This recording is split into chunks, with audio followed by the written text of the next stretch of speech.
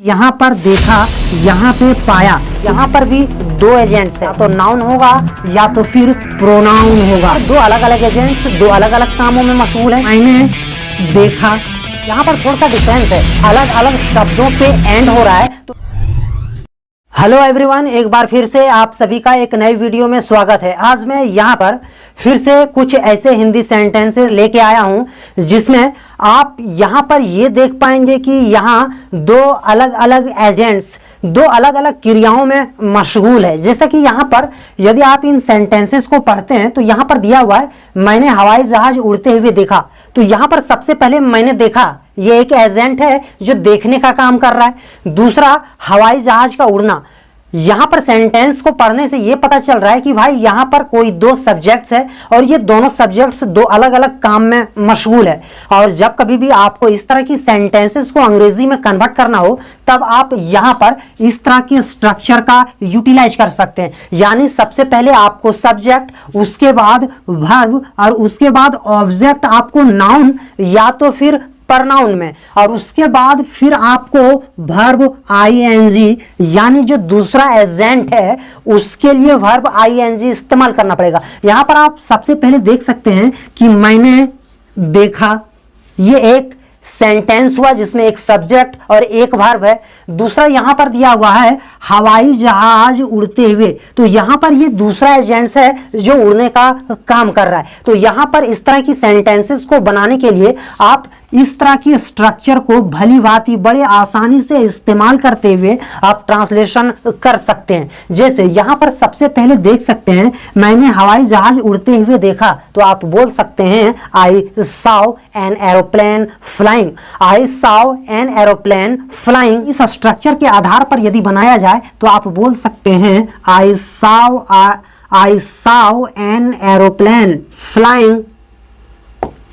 यहां पर दूसरा सेंटेंस है, राम ने सीता को सड़क पार करते हुए देखा।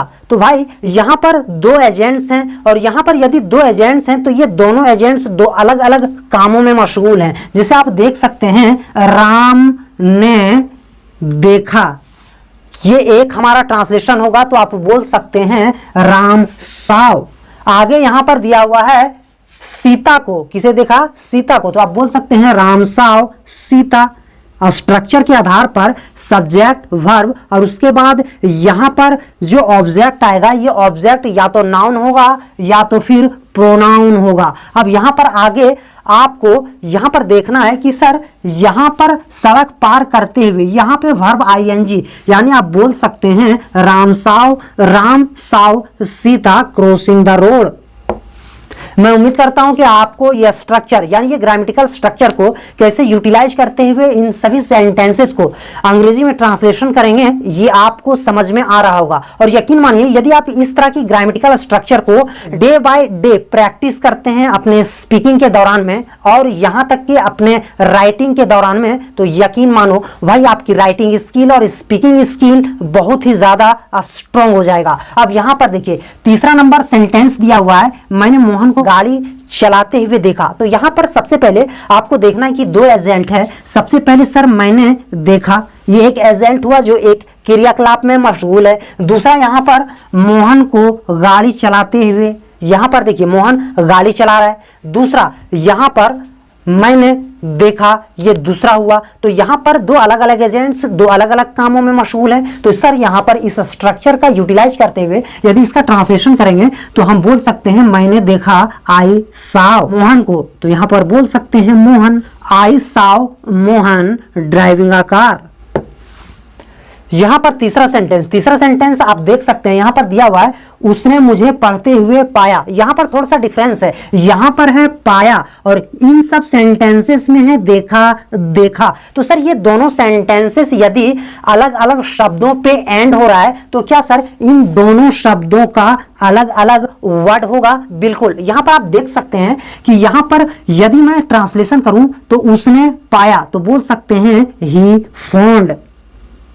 अब यहां पर इस सेंटेंस में आपको थोड़ा सा गौर करना है कि हमने यहां पर इस पाया का अंग्रेजी फॉन्ड बनाया और यहां पर हमने इस देखा का अंग्रेजी साव बनाया। आपको इस डिफरेंशिएशन को थोड़ा सा ध्यान में रखते हुए ट्रांसलेशन करना। आपको थोड़ा सा इस चीज को अपने ब्रेन में फिक्स करना है कि स्पीकिंग के दौरान में थोड़ा बहुत माइनर मिस्टेक्स यदि आप करते हो तो ये कहीं ना कहीं पकड़ में नहीं आता तो भाई ये चलेगा।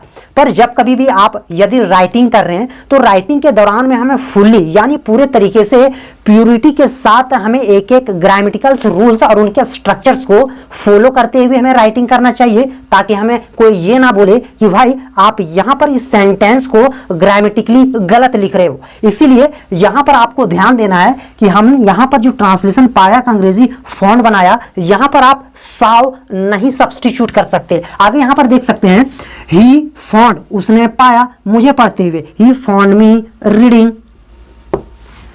आगे यहां पर सेंटेंस है श्याम ने राधा को नाचते हुए पाया। तो सर यहां पर सबसे पहले एजेंट को पहचानो। श्याम ने पाया तो बोल सकते हैं श्याम फाउंड। किसको पाया? राधा को। तो श्याम फाउंड राधा डांसिंग। आगे यहां पर देख सकते हैं, आगे यहां पर दिया हुआ है करीम ने रहीम को तैरते हुए पाया। तो फर्स्ट एजेंट करीम ने पाया तो आप बोल सकते हैं करीम फाउंड। किसको भैया? रहीम को। तो करीम फाउंड रहीम स्विमिंग।